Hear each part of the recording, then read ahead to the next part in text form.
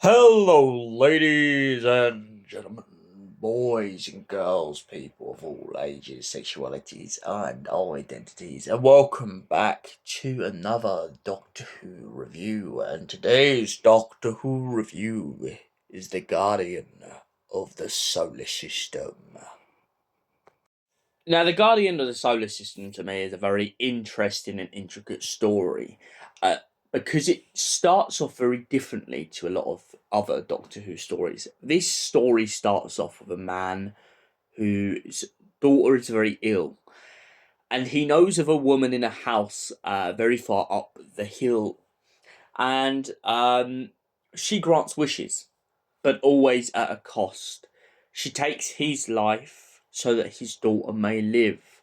She grants more wishes, but at the cost of something else. And so the daughter survives her illness, but the cost being the fact that she eventually leaves the house and leaves her father behind. She takes the only boat on the entire island, and the man is left in solitude with the woman who grants wishes. This woman, of course, is none other than the dead Sarah Kingdom. Sarah Kingdom's soul has been trapped in the house for God knows what reason, but of course, the story develops as we begin to hear her account of a adventure she once had with the Doctor. She explains her, Stephen, and the Doctor on an event leading through the events of the Daleks' master plan, essentially escape Kemble and escape the Guardian of the Universe, and then eventually land on a planet in which the Guardian of the Universe and her dead brother Brett are controlling a clock which essentially controls all of time and space itself. This clock is so powerful that it has to be welded and mended by these old men who have pretty much been enslaved by the Guardian of the Universe. Upon noticing this, the Doctor and Stephen begin to smash up the clock. Meanwhile, Sarah gets a little bit friendly with the Guardian, hoping to try and get in his favour and avert the future. Apologies for that noise. That is a noise from my game. But essentially, yeah, so she tries to get in good favours with the Guardian of the Universe in hopes that it will prevent the future of her meeting them. But of course, this backfires, and it sets the play in motion of everything that we know happened in Dalek's master plan. Brett still dies. The Guardian of the Universe still has an alliance with the Daleks, and everything goes to kaput. However, Sarah Kingdom is given an option in this story, The Guardian of the Solar System, in which she can finally leave the house forever. All she has to do is will it.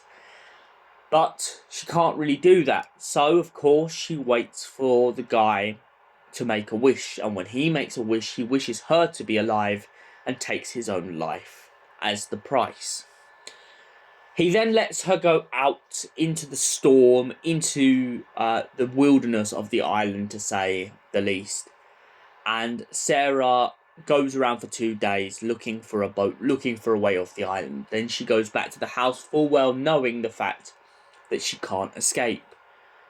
When she returns to the island and returns to the house, she essentially ends up sitting down and begins to tell the rest of her story and talking about how she feels so guilty about her brother's death and guilty about her past self being involved in the whole situation.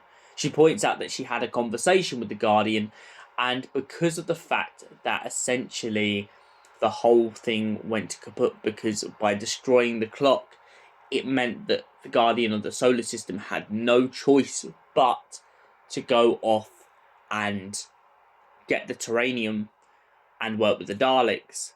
It meant that time became imbalanced and her whole event became locked in a single moment. She knew that she wanted to try and prevent Brett's death, but she knew by doing that, it would mess with the whole time continuum of space and time itself. She begins to regret, and as the story progresses, she's not too sure if she can ever go forward without forgetting this fact. And so the man in the house offers her one last chance. He offers her the Doctor, and he says that if she goes and talks to him, maybe he can give a fresh point of view and finally help her let go. So what did I think of the Guardian of the Solar System in general? I love this story. Ever since I first listened to the Daleks Master Plan, I really fell in love with the whole genre of the Doctor jumping back and forth and being pursued throughout time, because it reminds me a lot of The Chase, but on a much bigger scale. And the idea that we have all these little mainstream or little novelizations and stories that pinpoint off of the main Daleks Master Plan is brilliant, because when you listen to the Daleks Master Plan, the way that Stephen and Sarah and the Doctor talk, you immediately get this sense that this is not the first time they've jumped between planets, and that it's an ongoing problem that has occurred over time. Also, the parallel between Sarah Kingdom finding herself in the clock as some kind of mistress to the old men is a funny juxtaposition between her being a good person and her being a bad person. We all find in our lives that we can't tell whether we're looking at our darker selves or not, and I feel like them bringing this up in the beginning of this audio really personifies that and gives a rough idea of why Sarah is so broken by the end of this audio. And for that reason, I give this audio a solid 10 out of 10. Thank you for watching, and we will see you in the next Doctor Who review. Until then, goodbye, stay beautiful, have a great night.